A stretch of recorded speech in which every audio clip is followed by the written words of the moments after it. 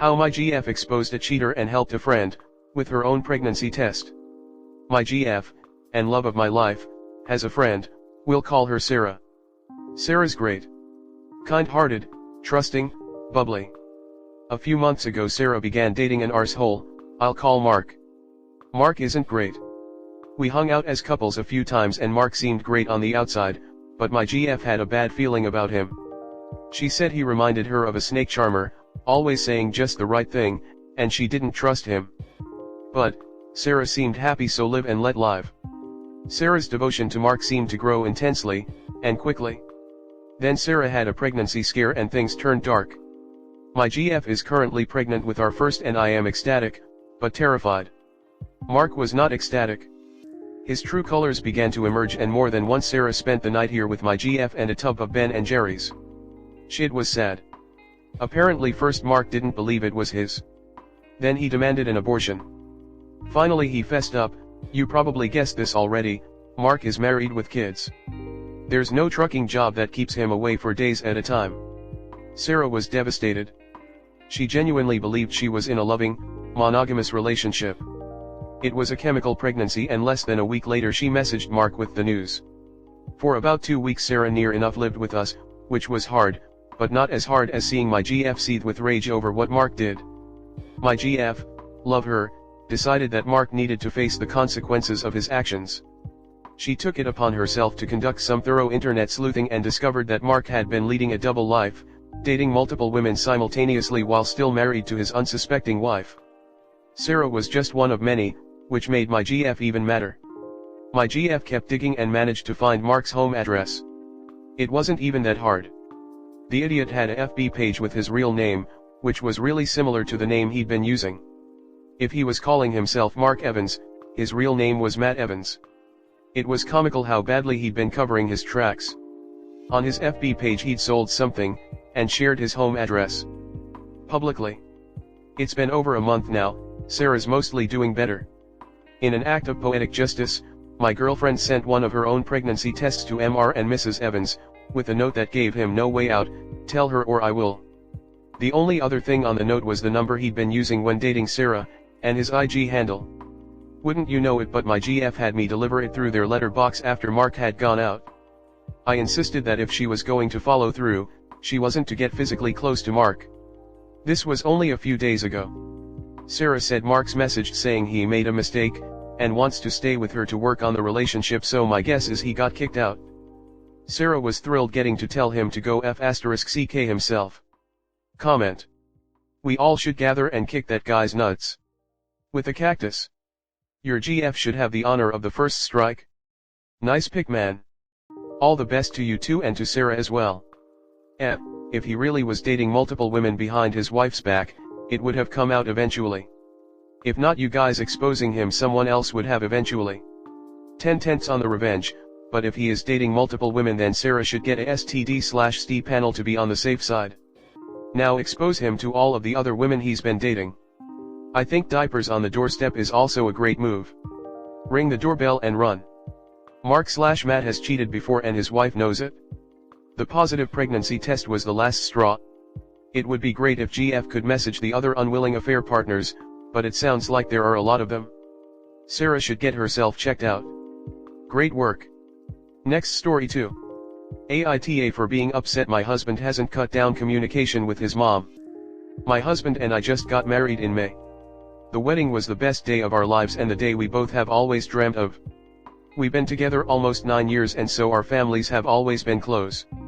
We've never had an issue until this past January, 5 months before the wedding. Here's some needed backstory. We were engaged over 2 years before we got married.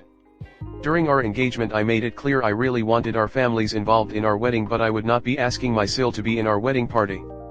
She's made nasty remarks about my now husband and I, never includes us in family events and ignores us when we include her, and the cherry on top was when she and her family made some strange comments about race at a gathering one day. My Mill was not happy with my decision, but I explained to her I was not going to be uncomfortable or allow someone in our wedding who truly wasn't supportive of my husband or I. In January I noticed a change in Mill. She became extra cold and rude with me. I didn't think much of it as she just is a cold person in general, but things started to become more obvious as the date got closer. She basically ignored me at my bridal shower. She forced her way into coming to my bachelorette, refused to participate in anything else wedding related, and would go on to divide my friends and family with hers while we were there, and the worst came after our wedding. My mill decided a week after our wedding she would sit me down and tell me how awful I've been to the family the last few months. Here were her main issues. I made the entire family uncomfortable and I was petty and inconsiderate to not have my sil in the wedding. She accused me of stealing from the bridal party. I paid for the girls' hair and asked they paid for their makeup, which I felt awful about, but it was just truly out of my budget to cover for them. She said that she has never heard of needing to collect the money in advance and said I must have overcharged them because I wanted to take credit for paying for their hair without actually paying. When I told her about the racist comments from Sil, she gaslit me and said my family and I were actually the racist ones for looking at it that way. She called me young and immature and said that my family and friends made her uncomfortable at my bachelorette party. No example was given as to how, it just was. When I told her, "Wow, you must think your son married a monster," she stayed quiet and shrugged her shoulders. I apologized for ever making her feel uncomfortable but made sure she knew all of the above were proven false accusations. Her response? She called me defensive. I left crying. This would go on to ruin the beginning of my marriage. I felt uncomfortable around the family. I cried for weeks. Our honeymoon was about constant conversation of how could I possibly bring my family around her ever again. When my husband confronted her, she said that she had no idea how she could have hurt me and would call to apologize. That phone call never came. Now months later she pretends it never happened. Expects me to go on as if nothing happened and has not once mentioned to me my husband's phone call with her or if we need to talk. My husband says this was his mom his whole life and that this is just how she is. While he's upset with her, he has not changed communication with her and also acts like nothing's happened if she's around. Am I the asshole for being upset that he has continued his relationship with her as if nothing happened? I'm torn between realizing that this is my husband's mom and to ask him to hold a grudge isn't healthy, or standing my ground and being closed off even if he isn't. Comment. I think your reply to "she's my mom and that's just the way she is" should be, "Well, I'm your wife and this is the way I am." Start as you mean to go on. You don't have to put up with disrespect, animosity, and passive-aggressive bullshit.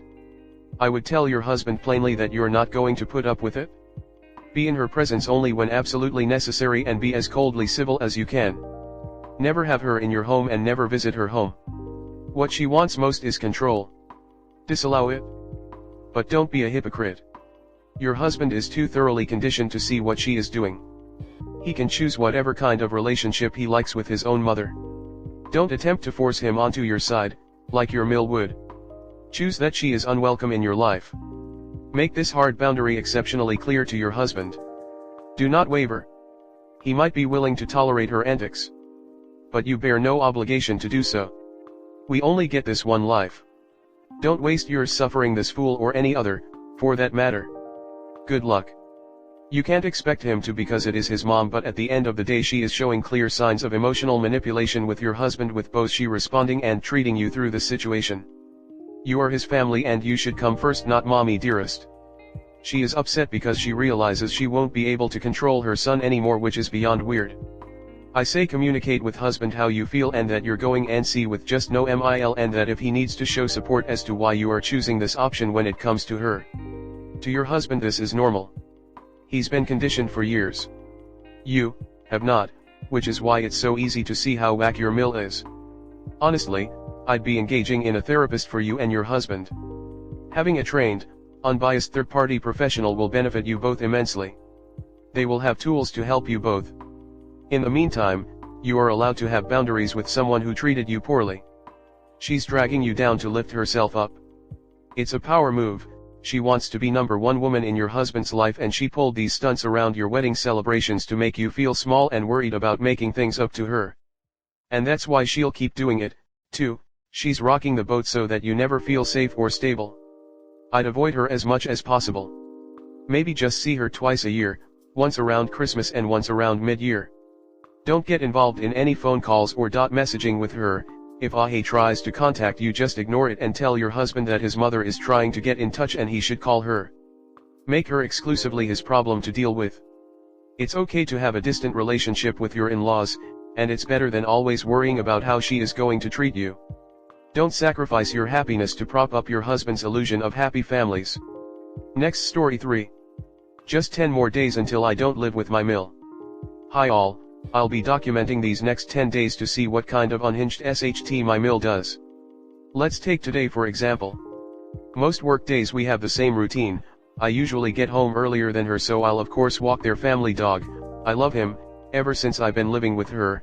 If I'm the only one home, I will walk him no problem. For the last few months, it's been the same routine. I will always walk him if I get home before she does. He also has to take some pills around 7 p.m. each day. If my mill isn't home at that time, I'll make sure to give them to him.